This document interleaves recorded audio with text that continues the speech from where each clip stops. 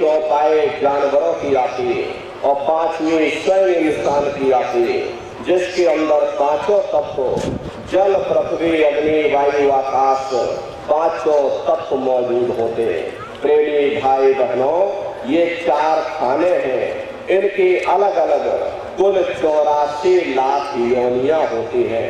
अब आप पेड़ पौधों को देखिए, आम का पेड़ अलग है, नीम का पेड़ अलग है, पीपल का पेड़ अलग है।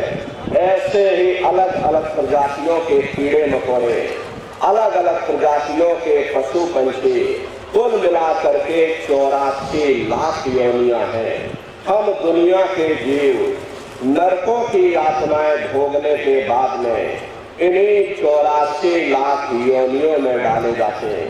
मामूली कष्ट नहीं होता। अरे हमको आपको गर्मी लग गई तो हम लोग छाया में आ गए, सर्दी लग गई कंबल रजाई ओढ़ लिया, भूख लग गई रोटी खा ली, बीमार हो गए अस्पतालों में चले गए, अपना अपना इलाज करवा लिया।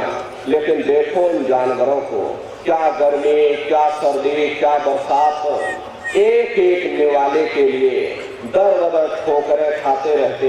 अरे किसी का हाथ कट गया, किसी का पैर कट गया, किसी को जीते जी काट डाला, मुर्गी की गर्दन ही मरो डाली, क्या उनको दर्द नहीं होता?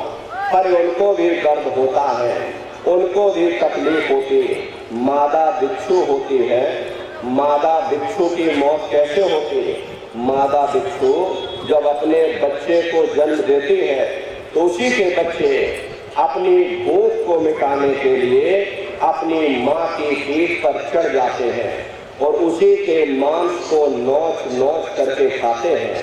वो तड़पती रहती है, कराहती रहती है, लेकिन जब तक हड्डी हड्डी न बच जाए उसके बच्चे अपनी माँ की पीठ से नीचे नहीं करते। ऐसे न जाने कितने जीव जंतु इस संसार में भरे पड़े हुए। बीमार बैलों की दुर्दशा देखो, उनके मुंह से फंसू कर निकलता रहता, लेकिन कनो बोझा उनके ऊपर डाल दिया जाता, सोटा मार मार करके चला जाता। क्या उनको दर्द नहीं होता? अरे उनको भी दर्द होता है, उनको भी तकलीफ होती, लेकिन वे बेचारे बेजुबान हैं, कुछ बोल नहीं पाते, कुछ बता नहीं पाते। हम लोगों के अंदर जुबान है, हम लोग बोल बता देते, वे सिर्फ रोते और चिल्लाते रहते। अरे कौन उनकी पुकार सुनने वाला, कौन उनकी दर्द भरी आवाज को सुनने वाला? कौन सी अदालत में जाकर के वे बेचारे दरवाजा खटखटाएं? कौन मजिस्ट्रेट उनकी फरियाद को सुनेगा? अरे प्रेमी भाई बहनों, कोई सुनने वाला नहीं। अरे कई जन्म भय कीट पतंगा, कई जन्म भय नील कुरंगा, कई जन्म पंखी सरखोयो, कई जन्म है वर वृक्ष जोयो, मिल जगदीश मिलन की वरिया और चिरंकार यह देख सजरिया। करोड़ों करोड़ युगों से नरकों की यातनाएं भोगने के बाद में फिर हम लोगों को कभी कीड़े पतंगों की योनि में, कभी पेड़ पौधों की योनि में, तो कभी पशु और पंछियों की योनि में डाला जाता। प्रेमी भाई बहनों, 84 लाख योनियों की सबसे जो आखिरी योनि होती है वो गाय और बैल की योनि होती है। गाय स्त्री का रूप लेती है और बैल पुरुष का रूप लेते। ये 84 लाख योनियों की सबसे आखिरी योनि यानी कि अंतिम पायदान होता। उसके बाद तब जाकर के हम लोगों को दोबारा फिर से मनुष्य शरीर प्राप्त होता है। इसीलिए कहा गया, बड़े भाग्य मानुष तन पाया, कोट जन्म जब भटका खाया। कोटान कोट जन्म जन्मांतरों तक अलग अलग योनियों में भटकने के बाद में तब बड़े सौभाग्य से हम लोगों को ये मनुष्य शरीर प्राप्त हुआ। बड़े से बड़े देवी देवता भी इस मनुष्य शरीर को पाने के लिए तरसते हैं, क्योंकि उन 84 लाख योनियों से, उन नरकों से निकलने का केवल एक ही दरवाजा है, वह केवल मनुष्य का शरीर है। इसी मनुष्य रूपी मंदिर में बैठ करके हम उस परमात्मा की भक्ति कर सकते। प्रेमी भाई बहनों, लेकिन बड़े अफसोस की बात है कि जैसे किसी को हीरा मिल गया और उसे हीरे की परख नहीं, उसने हीरे को गधे के गले में बांध दिया। ठीक उसी प्रकार से ये मनुष्य शरीर उत्तम से उत्तम है, लेकिन इंसान इसकी कद्र नहीं करता। खाने पीने ऐशो इशरत में अपने जन्म को बर्बाद कर देता। महात्मा प्रेम से जीवों को समझाते हैं कि भाई बड़े सौभाग्य से तुमको ये मनुष्य शरीर मिल गया, और ये मनुष्य शरीर 84 से निकलने का, उस मालिक को पाने का एकमात्र दरवाजा है। वो परमात्मा जब भी मिलेगा इसी मनुष्य रूपी मंदिर में मिलेगा। इसीलिए संतों महात्माओं ने इस पंच भौतिक शरीर को सच्चा हरि मंदिर कहकर याद किया कि हरि मंदिर यह शरीर है, ज्ञान रतन प्रगट हुए, ये असली हरि मंदिर है। जब भी वो मालिक मिलेगा इसी हरि मंदिर के अंदर मिलेगा। इसी पंच भौतिक शरीर को ईसा मसीह साहब ने टेम्पल ऑफ लिविंग गॉड यानी जिंदा ईश्वर का मंदिर कहकर याद किया। इसी पंच भौतिक शरीर को गुरु नानक साहब ने नर नारायणी देह कहकर याद किया। ये वो देह है जिसमें नारायण स्वयं विराजमान है। इसी पंच भौतिक शरीर को मुसलमान फकीरों ने कुदरती काबा कहकर याद किया। ये असली कुदरती काबा है। उस मालिक का दर्शन जब भी होगा इसी कुदरती काबे के अंदर जाकर होगा। बाहर से आज तक न कभी किसी को परमात्मा मिला, न भविष्य में कभी मिल सकता। परमात्मा जब भी मिलेगा तुम्हें तुम्हारे अंदर मिलेगा। यही कबीर साहब ने लिखा है कि जो तिल माही तेल है, जो चकमक में आग, और तेरा साईं तुझ में, और जाग सके तो जाग। जिस तरह से तिल में तेल होता है, पत्थर में अग्नि होती है, ठीक उसी तरह से वो मालिक हरेक के घट घट में, हरेक के वजूद के अंदर बैठा हुआ। यही आपकी धर्म पुस्तकों में भी लिखा है, कर मोको का ढूंढे रे बंदे, मैं तो तेरे पास में, और ना तीरथ में ना मूरत में, मैं तो हूँ विश्वास में। ना मैं तीरथ में मिलूंगा, ना मैं मूरत में मिलूंगा, ना मैं अन्य किसी कर्म कांडों में मिलूंगा, ना मैं ग्रंथों में मिलूंगा, ना मैं पोथियों में मिलूंगा, ना मैं किताबों में मिलूंगा, ना मैं पुस्तकों में मिलूंगा। चाहे सारी उम्र बैठ करके तुम किताब पढ़ते रह जाओ। प्रेमी भाई बहनों, बड़ी सीधी सी बात है। अगर खाना बनाने की किताब सारी उम्र बैठ करके पढ़ते रहोगे कि खाना ऐसे बनता है, खाना वैसे बनता है, खाने में नमक डाला जाता, खाने में तेल डाला जाता, तो कभी तुम्हारा पेट नहीं भर सकता। जब तक आप खाना बनाओगे नहीं, उसे खाओगे नहीं, कभी तुम्हारा पेट नहीं भर सकता। हम वेदों की निंदा नहीं करते, हम ग्रंथों की निंदा नहीं करते, हम गीता कुरान बाइबल की निंदा नहीं करते।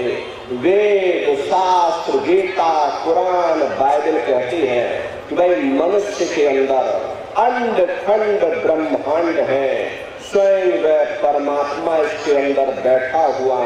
चलो अंदर चलो, अंदर चल करके उस परमात्मा का दर्शन दीदार करो। अब सवाल ये उठता है, भाई आखिर हम अपने अंदर जा करके उस परमात्मा का दर्शन कैसे करेंगे? इसके लिए संतों महात्माओं ने केवल 3 साधन बताए। साधन 3 सार उन वर्णे, और साधन सब खोते मान। इस कलयुग में उस मालिक को पाने के लिए संतों महात्माओं ने केवल 3 साधना बताई। पहला है सुमरन, दूसरा है ध्यान, और तीसरा है भजन। सुमरन कहते उस मालिक को याद करना, ध्यान कहते हैं दृष्टि को एकाग्र करना, और भजन कहते हैं कान में उंगली डाल करके उस शब्द को सुनना। उस नाम को सुनना, उस आवाज को सुनना जो 24 घंटे तुम्हारे अंदर गूंज रही। तो कैसे आप लोग सुमरन करोगे, कैसे ध्यान करोगे और कैसे आप लोग भजन करोगे, पहले उसे अच्छी तरह समझ लीजिए प्रेमी भाई बहनों। तो सबसे पहले सुमरन कैसे किया जाएगा, सुमरन करने के लिए एक माला आप लोग ले लेना। ये देखिए प्रेमी भाई बहनों, 108 दाने की ये माला है। अपने अपने घरों में बैठ करके बाहर से अपनी आंख को बंद कर देना, दोनों आंखों के मध्य भाग में अपने ध्यान को एकाग्र करके और मन ही मन अंदर ही अंदर दाने दाने पर जय गुरुदेव नाम का उच्चारण करिएगा। हर दाने पर जय गुरुदेव नाम, जय गुरुदेव जय गुरुदेव जय गुरुदेव कुल 108 बार करिएगा। दोबारा इसी जगह फिर वापस आ जाओगे। जब आप जय गुरुदेव नाम का उच्चारण करोगे तो दोनों आंखों के मध्य भाग में अपने ध्यान को एकाग्र करके अंदर ही अंदर दाने दाने पर जय गुरुदेव नाम का उच्चारण करिएगा। जिसको आप याद कर रहे हो, एक समय ऐसा आएगा वो अंतर में तुम्हारे सामने प्रकट हो जाएगा। उसके स्वरूप को देख लेना, फिर उसी के स्वरूप को याद करके जय गुरुदेव नाम का सुमरन सभी नए प्रेमी भाई बहन करेंगे। दूसरी बार फिर यहीं से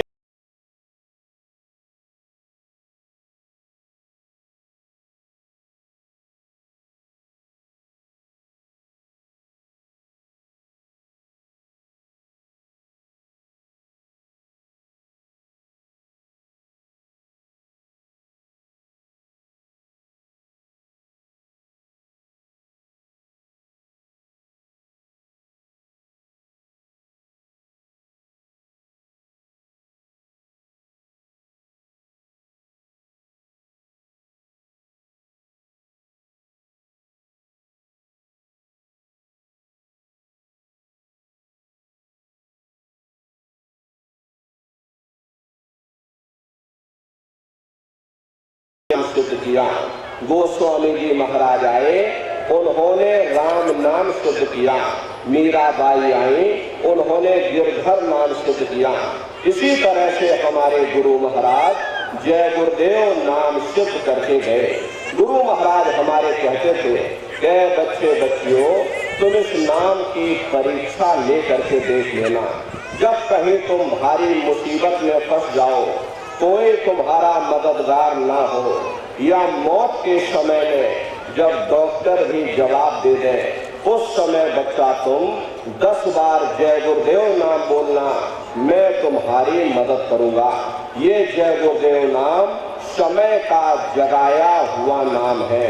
नए जीवों के लिए रास्ते को सरल किया गया, नामदान की प्रक्रिया को सरल से सरल किया गया। वरना बहुत से पुराने प्रेमी हैं, अगर उनसे पूछा जाए कि भाई जरा नाम रूप स्थान गाजे गाजे बता दो, वो तक भूल जाते। इतने पुराने हो करके आज तक याद नहीं कर पाए, बड़ा भारी दोष लगता है। इसीलिए नए जीवों के लिए गुरु महाराज की दया कृपा से इस रास्ते को सरल किया गया, ताकि चाहे बूढ़े बुजुर्ग लोग हों, चाहे बगैर पढ़े लिखे लोग हों, चाहे बच्चे बच्चियां हों, आसानी से समझ सको, सुमरन ध्यान भजन कर सको। एक है साध है सब सब है, सब साध है सब जाए। जो दो नाव पर पैर रखते हैं वो बीच मझधार में गोता खाते। इसलिए पहले अपने गुरु की उंगली पकड़ लो, क्योंकि गुरु तुम्हारा सच्चा रहबर है। गुरु देने भाव में जो करे न कोई। प्रेमी भाई बहनों, गुरु के बगैर कोई भी जीवात्मा इस भव सागर से पार नहीं हो सकती। इसीलिए कहा गया कि गुरु गोविंदो खड़े ताके लागू पाए, और बलिहारी गुरु आपने जिन गोविंद दिए बताए। महिमा उन्हीं की है जिन्होंने गोविंद को लखा दिया। इसीलिए प्रेमी भाई बहनों, जय गुरुदेव नाम का सुमरन सभी नए प्रेमी भाई बहन सबसे पहले करिएगा। सुमरन करने के बाद में फिर आप ध्यान पर बैठिएगा। दूसरा है ध्यान, और ध्यान कहते हैं दृष्टि को एकाग्र करना। कैसे आप लोग ध्यान करोगे जरा अच्छी तरह से समझ लो। अपने अपने घरों में पलथी मार करके बैठिएगा। बाहर से अपनी आंख को बंद कर देना। दोनों आंखों के मध्य भाग में दूर सामने देखिएगा। सामने आपको अंधेरा दिखाई पड़ेगा। जब आप बाहर की आंख को बंद कर लोगे और अंतर में सामने देखोगे तो सामने आपको अंधेरा दिखाई पड़ेगा। बस उसी अंधेरे में एक जगह पर आप अपनी दृष्टि को एकाग्र करिएगा। होशियारी यही रहे ये आंखों की पुतलियां हिलने ना पाए। शुरुआती समय में ये आंखों की पुतलियां हिलेंगी, लेकिन जब आप अभ्यास करोगे, करत करत अभ्यास से जड़मत होत सुजान, जब अभ्यास करते रहोगे तो आंखों की पुतलियां हिलना बंद हो जाएंगी। तो दूर सामने अंधेरे में एक जगह पर आप अपनी दृष्टि को एकाग्र करिएगा, या उस अंधेरे को ही देखते रहना। एक टक होकर के सामने अंधेरे को देखते रहिएगा, दृष्टि अपने आप एकाग्र हो जाएगी। जैसे ही आपकी दृष्टि अंधेरे में एकाग्र होगी तो सुई की नोक के बराबर काले में भी काला बिंदु, बड़ा चमकीला बिंदु होगा, तारे की तरह चम चम चम चम चमकेगा। वो अंतर में सामने आपको दिखाई पड़ेगा। जब वो चमकदार बिंदु सामने दिखाई पड़ जाए तब आप अपनी दृष्टि को उस बिंदु पर एकाग्र करिएगा। जब आप अपनी दृष्टि बिंदु पर एकाग्र करोगे तो बिंदु के चारों तरफ से बड़ा भारी प्रकाश निकलेगा। चक्र की तरह से बहुरंगी प्रकाश होगा। वो प्रकाश धीरे धीरे बड़ा होता चला जाएगा। साधक इतना मोहित हो जाता है कि बिंदु को तो छोड़ देता और दाएं बाएं प्रकाश को देखने में लग जाता। जब आप दाएं बाएं प्रकाश को देखने में लग जाओगे, क्योंकि प्रकाश उस बिंदु से निकल रहा और आपने बिंदु को ही छोड़ दिया, प्रकाश को देखने में लग गए, तो प्रकाश भी गायब हो जाएगा, वो बिंदु भी गायब हो जाएगा। फिर अंतर में अंधेरा छा जाएगा। फिर आपको उतनी मेहनत करनी पड़ेगी। इसलिए दाएं बाएं बिल्कुल मत देखिएगा। आपका निशाना उस बिंदु पर टिका रहे जिसमें से वो प्रकाश निकल रहा। वही बिंदु दरवाजा है, वही बिंदु खिड़की है। उसी को हरि का द्वार यानी कि हरिद्वार कहा गया। बहुत विशाल वो दरवाजा, ये संसार कुछ नहीं। ऐसे लाखों संसार इकट्ठे करके एक साथ दरवाजे के अंदर डाल दिए जाएं, पता तक नहीं चलेगा। इतना विशाल वो हरि का द्वार तुम्हारे अंदर बना हुआ। प्रेमी भाई बहनों, वो दरवाजा खुल जाएगा और आप दरवाजे के अंदर दाखिल हो जाओगे। बहुत बड़ा मैदान दिखाई पड़ेगा। उसी मैदान में जाकर के खड़े हो जाओगे तो सबसे पहले आपको अपने गुरु के स्वरूप का दर्शन होगा। वो आपकी उंगली को पकड़ करके आगे का सफर तय करेंगे। लेकिन प्रेमी भाई बहनों, गुरु के स्वरूप का दर्शन जब होगा जब आप जय गुरुदेव नाम का सुमरन करोगे। यदि आपने सुमरन न किया तो जब आप उनको याद भी नहीं करोगे तो भला वो आपको दर्शन क्यों देंगे। और जब आपको दर्शन नहीं होगा तो आप आगे का सफर तय नहीं कर सकते। इसीलिए जय गुरुदेव नाम का सुमरन सबसे पहले आपको कराया जाता। जब आप सुमरन कर लोगे, फिर जब आप ध्यान पर बैठोगे और जब दरवाजे के अंदर दाखिल हो जाओगे तो सबसे पहले उन्हीं के स्वरूप का दर्शन होगा। वो आपकी उंगली को पकड़ करके आगे का सफर तय करेंगे। तो यह है ध्यान करने का तरीका। एक बार फिर से आप लोग अच्छी तरह समझिए कैसे आपको ध्यान करना है। अपने अपने घरों में पलकी मार करके बैठिएगा। शरीर को टाइट मत करना। बहुत से लोग क्या करते हैं, कि अपने शरीर को बिल्कुल टाइट कर देते हैं। यदि आप अपने शरीर को टाइट कर दोगे तो शरीर आपका थक जाएगा, फिर शरीर ढीला पड़ जाएगा। इसलिए पहले से ही अपने शरीर को बिल्कुल ढीला छोड़ देना, आंखों को धीरे से बंद कर देना, इन आंखों पर भी कोई जोर मत देना। बहुत से लोग क्या करते हैं कि अपनी बाहरी आंखों पर जोर लगाते हैं ताकि जल्दी से दृष्टि एकाग्र हो जाए।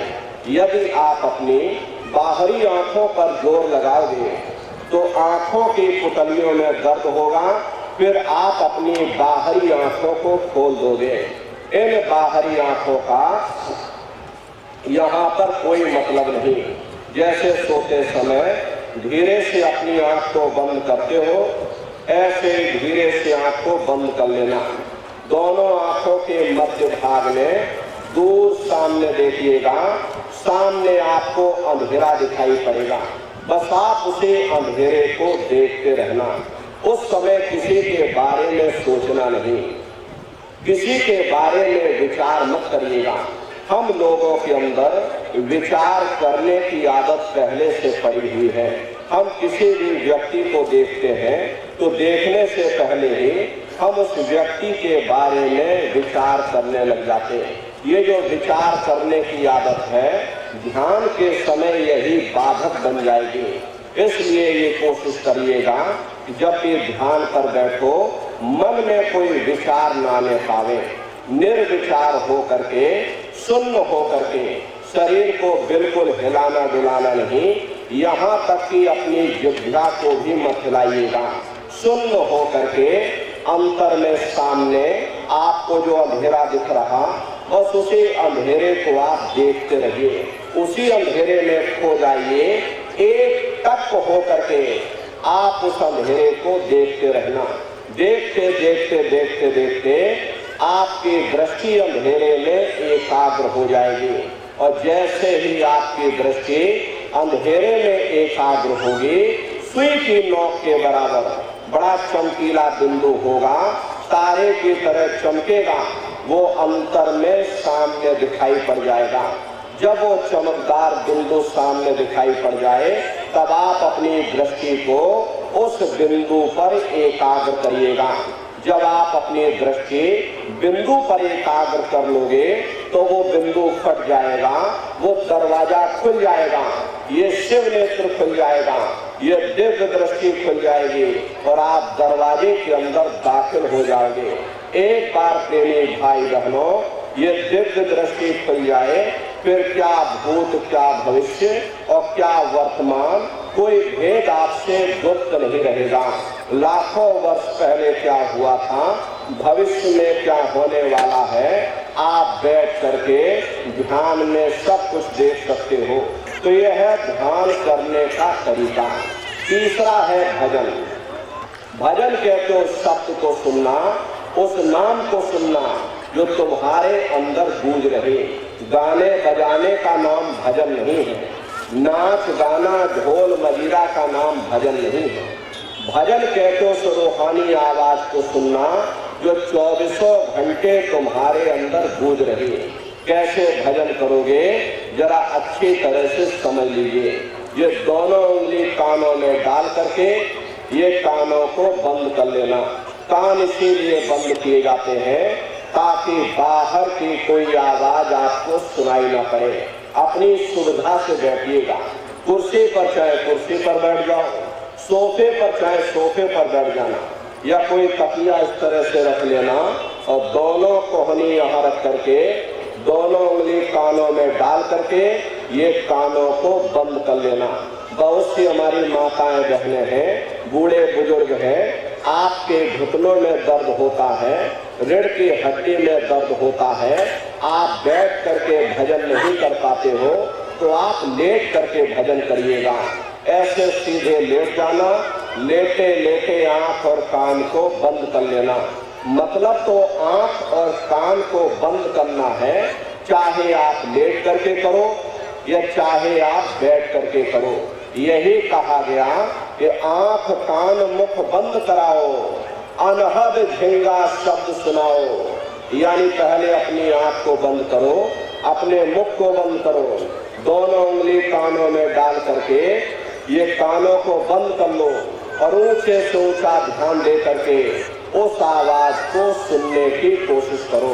प्रेमी भाई बहनों, जब आप अपने कानों को बंद करके ऊंचा ध्यान दे करके सुनोगे तो आपको ऐसा अनुभव होगा कि कहीं सीटी जैसी आवाज हमारे कानों में बज रही। इस तरह से सीटी जैसी आवाज शुरू में आप सभी को सुनाई पड़ेगी। करना कुछ नहीं है, लेटे हो चाहे बैठे हो, बस आप उस आवाज को सुनते रहना और सुनते सुनते उसी में लीन हो जाना।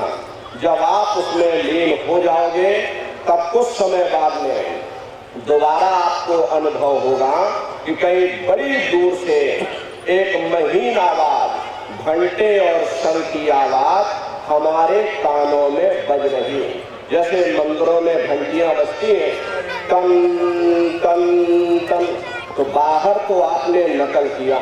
महात्माओं ने कहा था भाई शरीर तुम्हारा सच्चा हरि मंदिर है। इसी हरि मंदिर के अंदर वो घंटे शंख की आवाज, वो अनहद वाणियां 24 घंटे गूंज रही।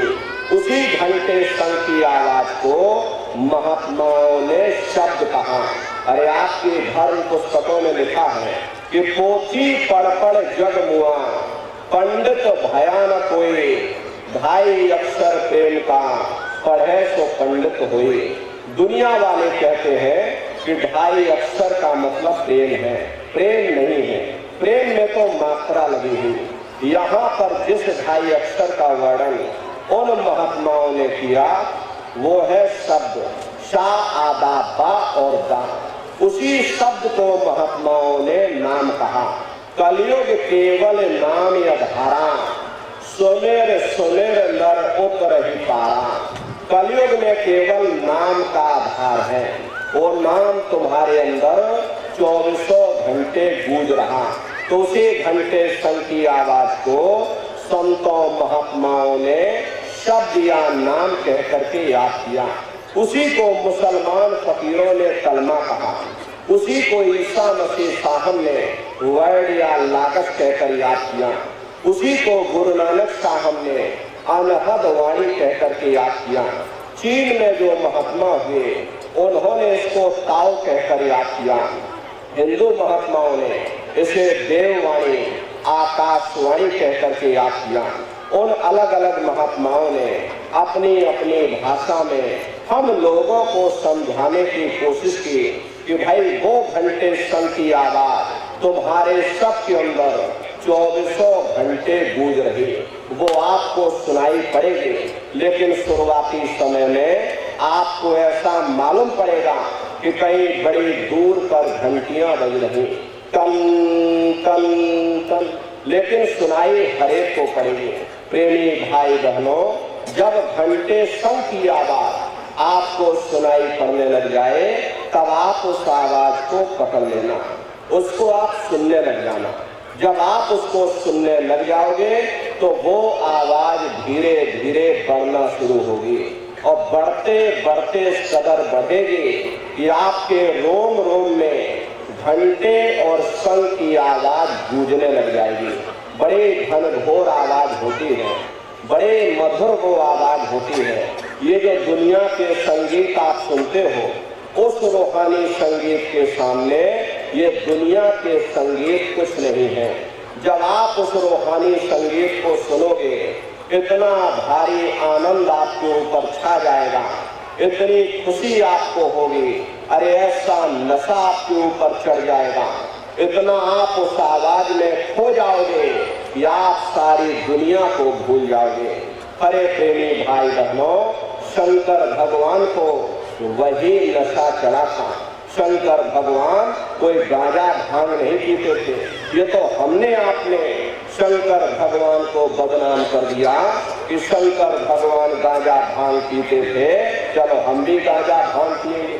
लेकिन नन्नारियों, शंकर भगवान ने कभी गांजा भांग नहीं पिया।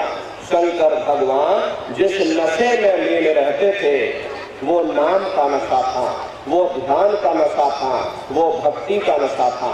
जब आप उस आवाज को सुनोगे तो आपको भी वो नशा चढ़ जाएगा, क्योंकि उस आवाज में चुंबक है।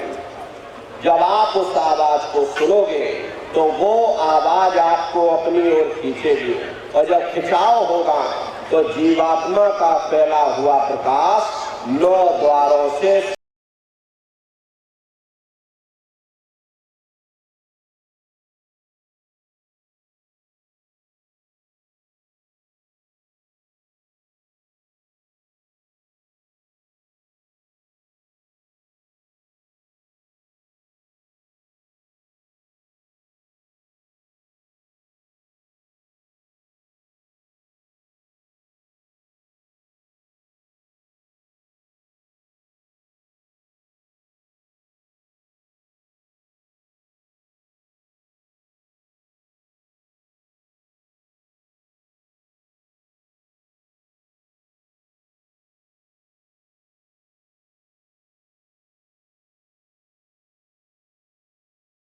चक्र में ब्रह्मा जी वास करते हैं।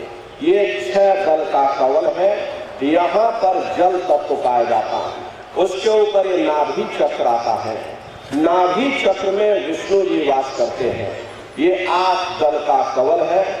यहाँ पर अग्नि तत्व पाया जाता है। उसके ऊपर ये हृदय चक्र आता है। हृदय चक्र में शिव जी वास करते हैं। ये 12 दल का कवल है। यहाँ पर वायु तत्व पाया जाता है। हरे वास तो वो ऊपरी मंडलों में करते हैं, लेकिन उनका प्रकाश, उनकी किरणें इन चक्रों पर पड़ती हैं। उसी के ऊपर एक कंठ चक्र आता है।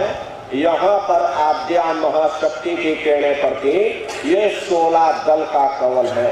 और आप सबसे ऊपर, तुम्हारी जीवात्मा सबसे ऊपर दोनों आंखों के मध्य भाग में बैठी है, जहां पर देवियां बिंदी लगाती हैं और पुरुष जहां पर टीका लगाते हैं। ये बिंदी और टीका हम लोग यहाँ पर इसीलिए लगाते हैं क्योंकि यहाँ पर हमारी जीवात्मा बैठी है, उसका हम लोग श्रृंगार करते हैं। ये 10वां द्वार है जहाँ पर ये जीवात्मा बैठी हुई। इसी 10वें दरवाजे पर बैठ करके जीवात्मा अपने प्रकाश को 9 दरवाजों में फैलाती है, जिससे आपका ये शरीर चलता है, आपके हाथ, आपके पैर चलते हैं। जब आप भजन करोगे और घंटे संग की आवाज को सुनोगे तो उस आवाज में चुंबक है। वो आवाज आपको अपनी ओर खींचेगी, और जब खिंचाव होगा तो जीवात्मा का फैला हुआ प्रकाश 9 दरवाजों से सिमट करके यही 10वें दरवाजे पर इकट्ठा हो जाएगा। और जैसे ही यहाँ पर इकट्ठा हुआ, तुरंत शब्द जीवात्मा को खींच करके इस शरीर से बाहर कर देगा। फिर आप अपनी आंखों से देखिएगा कि हमारा शरीर ये है और हम ये खड़े हैं। आप अपने शरीर से अलग हो जाओगे। जैसे चिड़िया होती है, चिड़िया घोंसले से निकल करके आसमानों की उड़ान भरती है, शाम को फिर अपने घोंसले में आ जाती। ऐसे ही तुम्हारी जीवात्मा इस शरीर रूपी घोंसले से निकल करके ब्रह्मांडों की सैर करेगी, देवी देवताओं के दर्शन करेगी, राम और कृष्ण के दर्शन करेगी, और घूम करके फिर अपने शरीर रूपी घोंसले में वापस चली आएगी। अरे प्रेमी भाई बहनों, ये ब्रह्मा विष्णु महादेव जिनकी सारी दुनिया पूजा करती है, आप सभी लोग ब्रह्मा विष्णु महादेव की पूजा करते हो, लेकिन कभी आपने विचार नहीं किया कि भाई जिनकी हम पूजा कर रहे, आखिर ये लोग हैं कौन, ये कहाँ पर रहते हैं, ये क्या काम करते हैं, और इनके माँ बाप कौन है, राम कौन है, कृष्ण कौन है, ये कहाँ पर रहते हैं, ईश्वर कौन है, ब्रह्म कौन है, पार ब्रह्म कौन है, ये लोग कहाँ पर रहते हैं। तो जरा संक्षिप्त में आप लोग समझिएगा, क्योंकि अगर हम इसका वर्णन करेंगे लाखों वर्ष लग जाएंगे, एक लोक का वर्णन नहीं हो सकता।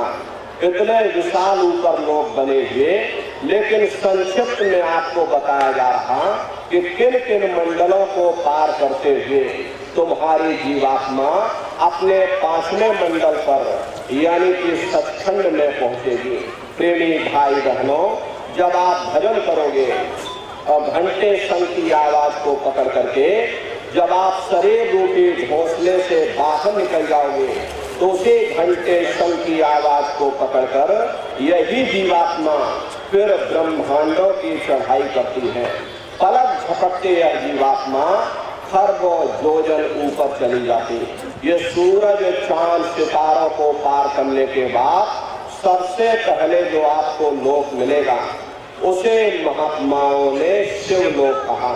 शिवलोक तमोगुणी स्थान है, वहाँ के मालिक शिव जी हैं, वो पार्वती जी के साथ उस लोक में विराजमान है। चैतन्य धार जो ऊपर से नीचे आ रही, जिसे महात्माओं ने गंगा कहा, वह अपना केंद्र बिंदु शिवलोक को बनाती है। इसीलिए शिव जी की जटा में ये गंगा दर्शाई जाती। शिव जी का दर्शन करने के बाद फिर जब आप ऊपर चढ़ोगे उसी के ऊपर आपको ब्रह्मा जी का लोक मिलेगा। ब्रह्मा जी का लोक वो रजोगुणी स्थान है, वहाँ के मालिक ब्रह्मा जी हैं। वो गायत्री सावित्री और सरस्वती के साथ उस लोक में विराजमान है। ब्रह्मा जी का दर्शन करने के बाद फिर जब आप ऊपर चढ़ोगे उसी के ऊपर विष्णु लोक आएगा। विष्णु लोक वो सतोगुणी स्थान है, वहाँ के मालिक विष्णु जी हैं। उनका बड़ा मनमोहक स्वरूप है। उनकी 4 भुजाएं हैं और चारों भुजाओं में शंख गदा पद्म और चक्र सुशोभित हैं। आप क्षीर सागर में लक्ष्मी जी के साथ विराजमान। ये तीनों देवता ब्रह्मा विष्णु और महादेव अपने अपने लोक में बैठ करके राज कर रहे। एक रचयिता है जो जीवों को रचता है, एक पालनहार है जो जीवों को पालता है, और एक संहार करता जो जीवों को नष्ट कर देता। एक का काम है घड़े को बनाना, एक का काम है घड़े की सुरक्षा करना, एक का काम है घड़े को तोड़ देना। इनकी जो माता है वो आद्या महाशक्ति है। ब्रह्मा विष्णु महादेव लोक के ऊपर वो आद्या महाशक्ति का लोक आता है, और उसी लोक को पार करने के बाद सबसे पहला देश पड़ता है, या यूँ कह लीजिए कि पहली राजधानी पड़ती है, जिसे महात्माओं ने सहस दल कवल कहा। वो राजधानी है। ये ब्रह्मा विष्णु महादेव के जो लोक हैं उस राजधानी के अंतर्गत आने वाले जिले हैं।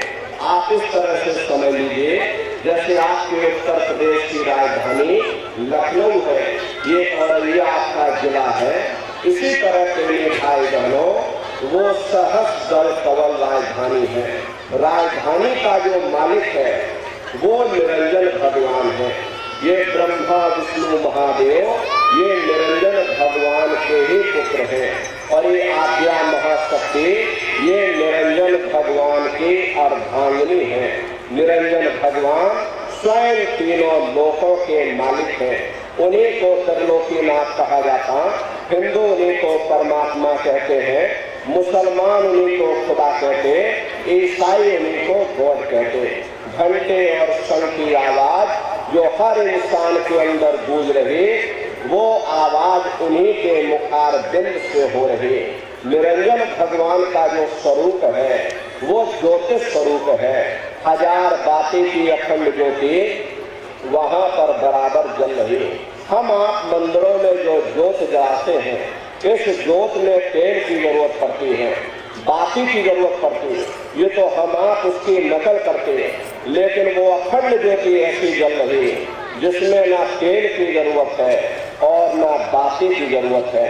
पलटू साहब ने जिक्र किया कि उल्टा कुआ गगन में तिसमें जरे चिराग और तिसमें जरे चिराग, बिना रोगन बिन बाती और 6 ऋतु 12 मास जरत रहे दिन राती। सतगुर मिले जो हुए ताज की नजर में आ गए, और बिन सतगुर नहीं कोई वाह को दर्शावे। वो अखंड ज्योति ऐसी है जिससे पूरा ब्रह्मांड प्रकाशवान हो रहा। जितनी भी अवतारी शक्तियां आई, राम आए, राम को वहीं से नीचे उतारा गया। इसीलिए उस देश को अयोध्या नगरी या कौशलपुर देश भी कहा गया। अरे गोस्वामी जी महाराज जब साधना करके वहां पहुंचे, तभी उन्होंने श्री रामचरितमानस में लिख दिया। रामचरितमानस ये धर्म पुस्तक है। रामचरितमानस में गोस्वामी जी महाराज ने क्या लिखा कि मोदियो नैन त्रिशत में भयो, पुण्य चितवत कौशलपुर गयो। जब मैंने अपने बाहर की आंख बंद की, मेरे अंदर की आंख खुल गई और मैंने क्या देखा, मैं कौशलपुर देश में पहुंच गया। मोह विलोक राम मुस्काई, मुझे देख करके राम भगवान प्रसन्न हो गए। उन्होंने ऊपर जाने का रास्ता दे दिया। मैं ऊपर जा करके क्या देखता हूँ कि उधर माज सुने अंगज राया, देखें बहु ब्रह्मांड निकाया, अति विचित्रता लोक अनेका, रचना अधिक एक एका। विचित्र विचित्र भाग के वहां पर लोग बने हुए, एक से सुंदर एक महल बने हुए, जिनकी शोभा अवर्णीय है। प्रेमी भाई बहनों, वो राम भगवान का देश है।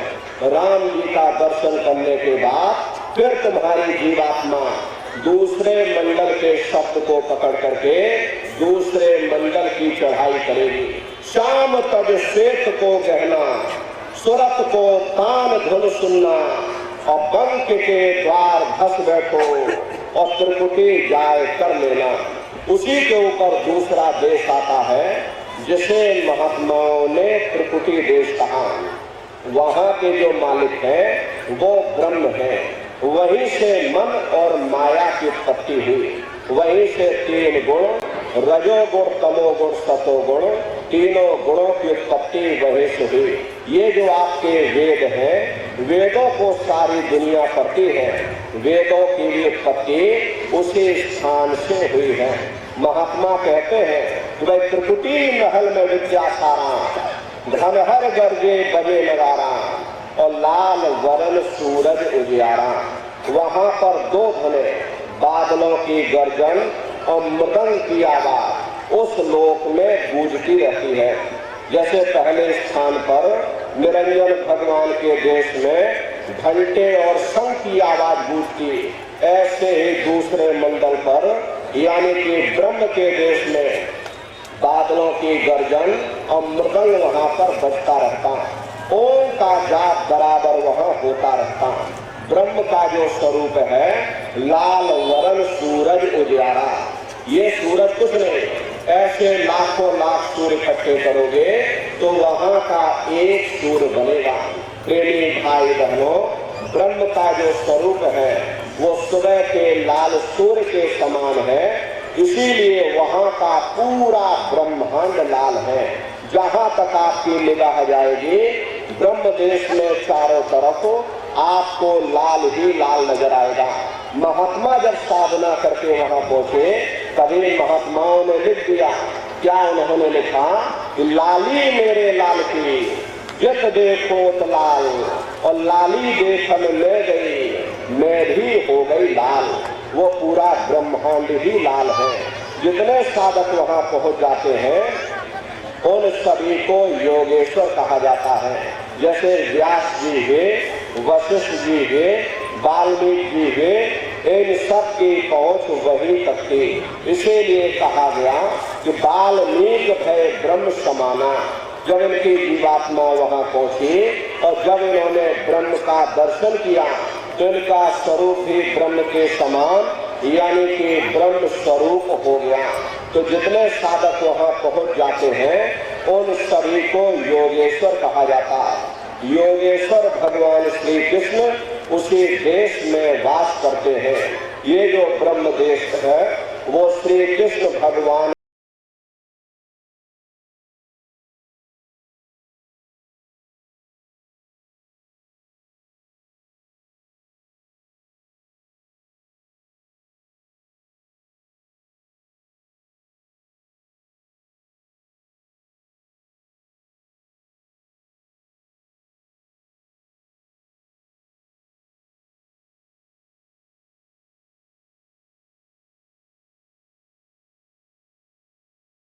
पहुंच करके जब कृष्ण भगवान का दर्शन कर लोगे तब सही मायने में जन्म अष्टमी मनाई जाएगी। वहां कृष्ण भगवान का दर्शन कर लेने के बाद फिर तुम्हारी जीवात्मा तीसरे मंडल के शब्द को पकड़ करके तीसरे मंडल की चढ़ाई करेगी। आगे पहुंची सुन घंटा ररंकार ध्वनि सुनी पुकार, आगे श्वेत शून्य है भाई और मान सरोवर बैठ नहाई। उसी के ऊपर तीसरा देश आता है जिसे महात्माओं ने शून्य देश कहा, उसी को रारण देश कहा जाता, उसी को अक्षर और नेति कहा जाता। वहाँ के जो मालिक है वो रारण पुरुष यानी कि पार ब्रह्म पुरुष है। वहाँ किमरी और सारंगी दो ध्वनि उस लोक में गूंजती रहती है और पार ब्रह्म पुरुष का जो स्वरूप है वो पूर्णमासी के चंद्रमा के समान बड़ा ही मनमोहक स्वरूप है। इसी स्थान पर प्रेमी भाई बहनों एक बहुत बड़ा अमृत का सरोवर बना जिसे महात्माओं ने मान सरोवर कहा। जब तुम्हारी एक जीवात्मा उस मान सरोवर में स्नान कर लेगी तो जन्म जन्मांतरों के मैले पाप कर्म साफ हो जाएंगे। अरे यहाँ के पानी से तुम्हारे कर्मों की सफाई नहीं होने वाली, ये बाहर का पानी तुम्हारे शरीर के मैल को धो सकता है, लेकिन जो पापों का मैल है, जो अंतःकरण में गंदगी जमा, वो जब साफ होगी जब आप तीसरे मंडल पर पहुंच करके उस गंगा में डुबकी लगाओगे। उसमें स्नान करने के बाद ये जीवात्मा हंस रूप हो जाती है। हंसन मिले हंसा हो जाए, मिले जो अमीय हारा है। जीवात्मा का खुद का प्रकाश उस अमृत के सरोवर में स्नान करने के बाद 16 सूर्य के बराबर हो जाता। तो फिर यही जीवात्मा चौथे मंडल के शब्द को पकड़ करके चौथे मंडल की चढ़ाई करती है। दो पर्वत के संग निहारो, भंवर गुफा से संत पुकारो। दो पर्वतों को पार करने के बाद वो बड़ा सुंदर देश आता जिसे महात्माओं ने भंवर गुफा कहा। वहाँ के जो मालिक है वो सोहन पुरुष है। वहाँ बंसी यानी मुरली की मधुर ध्वनियां सदा उस लोक में उच्चारण होती रहती। सोहन पुरुष का जो स्वरूप है वो दोपहर के सूर्य के समान महाप्रकाशवान स्वरूप है। स्वरूप में अंतर है। पहले स्थान पर निरंजन भगवान का जो स्वरूप था वो ज्योतिष स्वरूप था।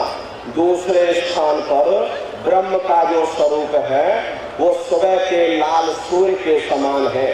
तीसरे स्थान पर पार ब्रह्म का जो स्वरूप है वो पूर्णमासी के चंद्रमा के समान है। चौथे स्थान पर सोहन पुरुष का जो स्वरूप है वो दोपहर के सूर्य के समान महाप्रकाशवान स्वरूप है। वहाँ के धनी का दर्शन करने के बाद ताके परे धाम सतनामा और बीन बजे सतलोक ठिकाना। सोहन देश के ऊपर वो 5वां देश आता है जिसे महात्माओं ने सचखंड देश कहा। वो सचखंड देश अजर अमर अविनाशी सदा एक रस रहने वाला देश है। वहाँ न काल है, न कर्म है, न दुख है, न संताप है, न पुण्य है, न पाप है। जो जीवात्माएं वहाँ पहुँच जाती हमेशा के लिए जन्म मरण के बंधनों से आजाद हो जाती। वहाँ के जो मालिक हैं वो सत्पुरुष भगवान हैं जिनके रोम रोम में खरबों खरब सूरज चांद सितारे प्रकाशवान। वही हमारे आपके सच्चे मालिक हैं, वही हमारे आपके सच्चे पिता हैं। हमको आपको वहीं से नीचे उतारा गया, फिर शब्द को पकड़ करके शब्द शब्द पौड़ी पर चढ़कर और पहुंचो सचखंड सतनाम।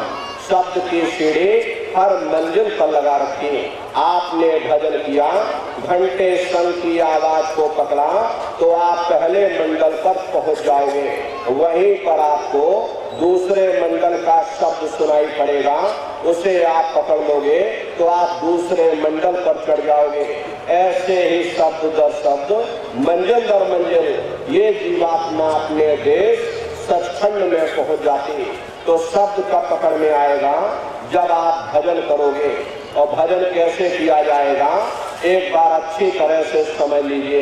ये आंख और कान को बंद करिएगा, लेकिन मन को रोकिएगा। ऐसे समय पर तुम्हारा ये मन जरूर भागेगा। अभी आप सत्संग में बैठे हो, शरीर बेचारा यहाँ बैठा, लेकिन मन सारी दुनिया में भ्रमण कर रहा। किसी को पानी पीने जाना है, मन पानी पीने पहुंच गया। कोई बाल बच्चों को घर में छोड़कर आया, मन बाल बच्चों में पहुंच गया। कोई दुकान दफ्तर छोड़ करके आया, मन दुकान दफ्तर में पहुंच गया। कोई खेती बाड़ी छोड़ करके आया, शरीर बेचारा यहाँ बैठा, मन खेत में जुताई कर रहा। कैसे भजन से कोई लाभ नहीं होगा। अरे जिन्होंने मार मंडाला उन्हीं को सूरमा कहना, बड़ा बैरी मन घट में इसी का जीत ना कटना। अगर दुनिया में कोई हमारा दुश्मन है, वो केवल हमारा मन है। ये मन रूपी रावण कब मरेगा? जब 9 द्वारों पर फतेह हासिल करके तुम यहाँ 10वें द्वार पर चढ़ जाओगे, तब सही मायने में दशहरा मनाई जाएगी। ये बाहर की दशहरा नहीं है जो लकड़ी का रावण बना देते हो और फूंक फांक करके घर चले आते तो भाई हमने रावण मार दिया। अरे महात्माओं ने कहा था भाई सही मायने में तुम दशहरा कब मनाओगे? जब 9 द्वारों पर फतेह हासिल करके तुम यहाँ 10वें द्वार पर चढ़ जाओगे, तब सही मायने में विजयदशमी मनाई जाएगी। तब ये मन रूपी रावण तुम्हारा मरेगा। तब तुम्हारी जीवात्मा, अरे इसे जीवात्मा को महात्माओं ने राम कहा। अरे आपकी धर्म पुस्तकों में लिखा है, एक राम दशरथ का बेटा, एक राम घट घट में लेटा, एक राम का सकल पसारा, एक राम है सबसे न्यारा। एक वो राम है जो अयोध्या के वासी हैं, और एक राम घट घट में लेटे, यानी हमारी आपकी जीवात्मा जो हर एक के अंदर मौजूद है।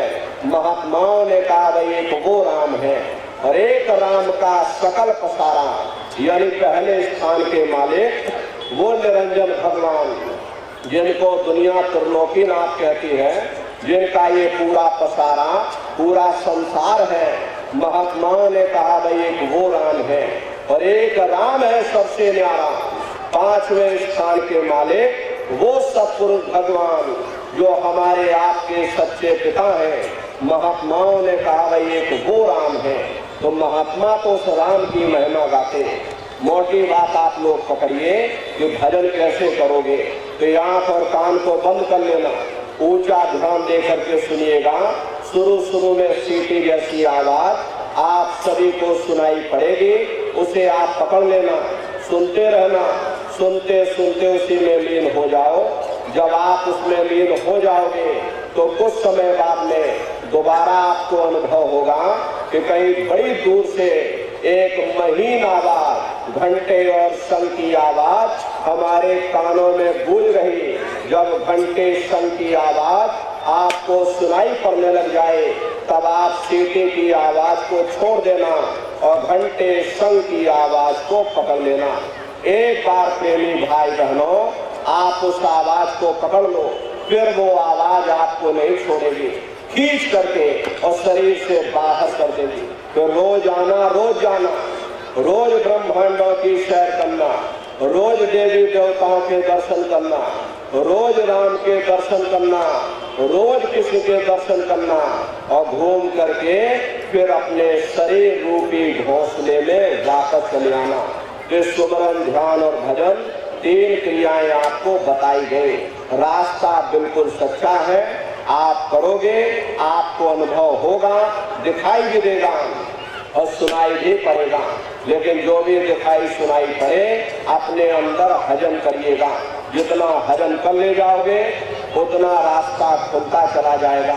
नित्य नियम से करिएगा, नागा नहीं होना चाहिए। अरे आप शरीर को भोजन देते हो, सुबह दोपहर शाम खाते हो, लेकिन कभी आपने विचार नहीं किया ये जीवात्मा जो जन्म जन्मांतरों से यहाँ पर भूखी प्यासी बैठी है, कभी आपने इसको भोजन नहीं दिया।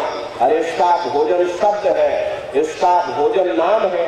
अपना ये नियम बनाइए कि पहले हम अपनी जीवात्मा को भोजन देंगे, फिर अपने शरीर को भोजन देंगे।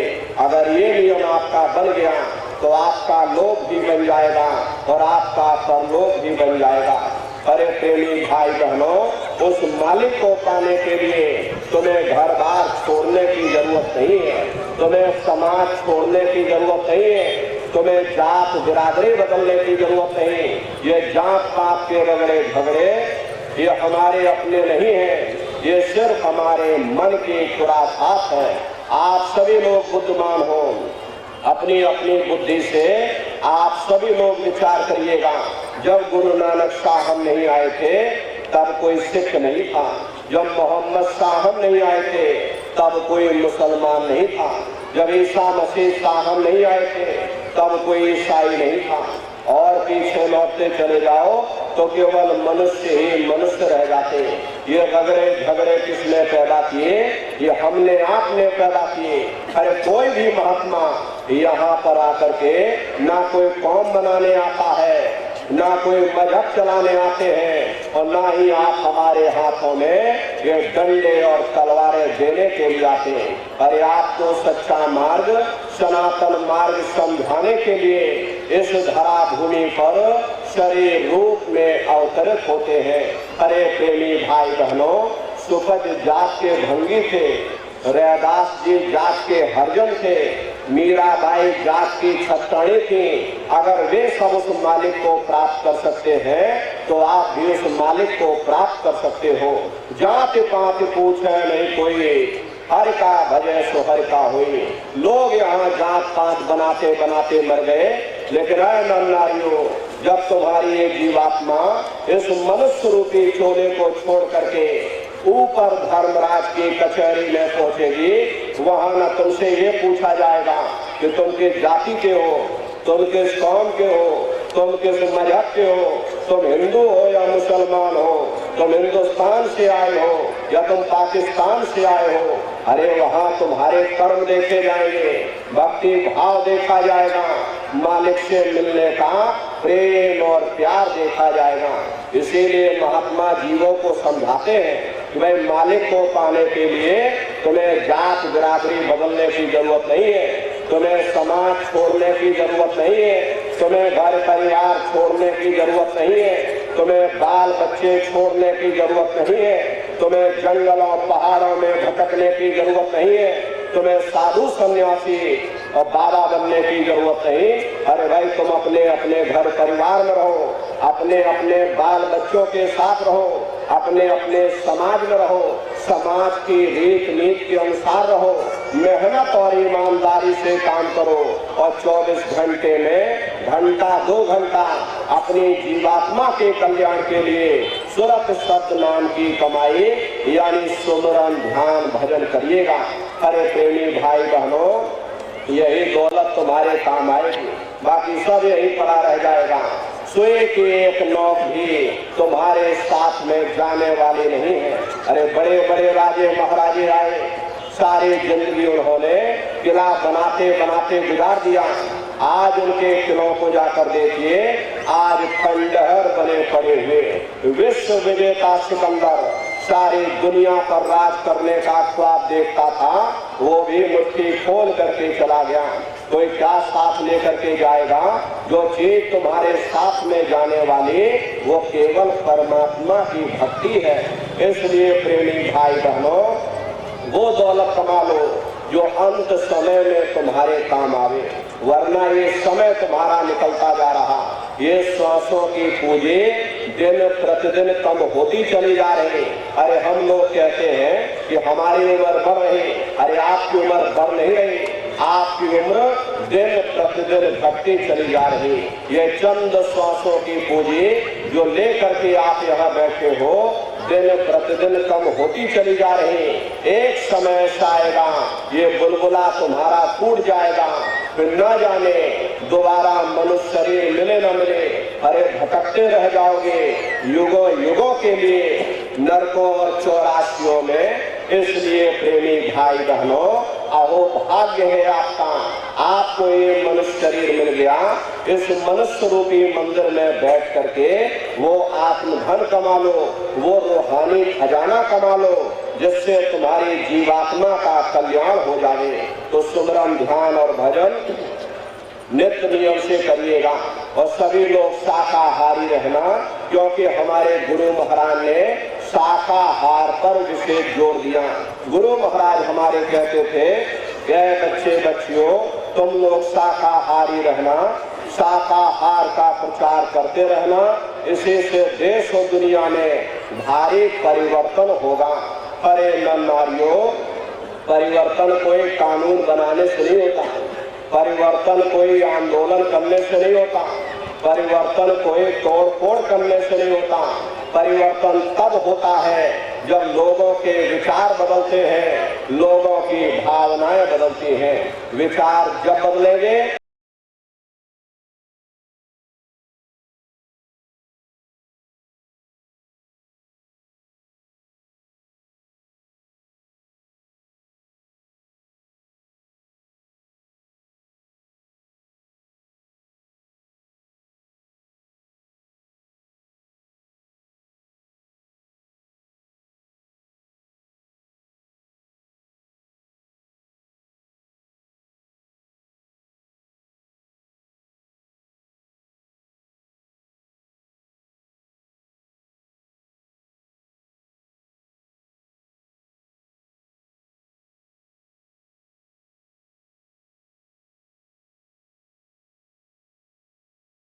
जगह है, हमको नहा धो करके जाना चाहिए, फूल अगरबत्ती ले जाना चाहिए।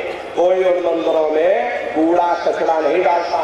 अगर कूड़ा कचरा डालोगे तो आपस में लाठियां चल जाएंगी। फिर ये जो हरि मंदिर है, ये पंच भौतिक शरीर जिसे महात्माओं ने हरि मंदिर कहा, इसमें तुम हाड़ मांस के लोथड़े डालते हो, इसमें तुम शराब के कपड़े डालते हो, अपने बनाए हुए ईंट गारे के मंदिर की कद्र करोगे और परमात्मा के बनाए हुए इस हरि मंदिर को तुमने जीते जी कब्रिस्तान बना दिया तो सख्त सजा मिलेगी। अरे महात्माओं ने लिखा है कि तिल भर मच्छी खाए के कोटि गौ दे दान, काशी करवट जा मरे निश्चय नरक निदान। यदि तिल भर भी मच्छी खा करके फिर चाहे कोटान कोट गौओं का दान करो और काशी में जा करके मत्था रगड़ते रगड़ते अपनी पूरी जिंदगी वहां पर गुजार दो, फिर भी तुमको तुम्हारे गुनाहों की सजा मिलेगी, कोई बच नहीं सकता। क्योंकि ये कर्म भूमि है, यहाँ तुम जैसा कर्म करोगे वैसा ही फल तुमको मिलेगा। देखिए इस कर्म भूमि पर कृष्ण भगवान तक नहीं बच पाए।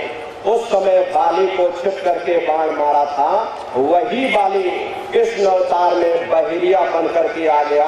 कृष्ण भगवान के पैरों में पद्म चमकता था, हिरण की आंख समझ करके और बहेलिये ने निशाना मार दिया।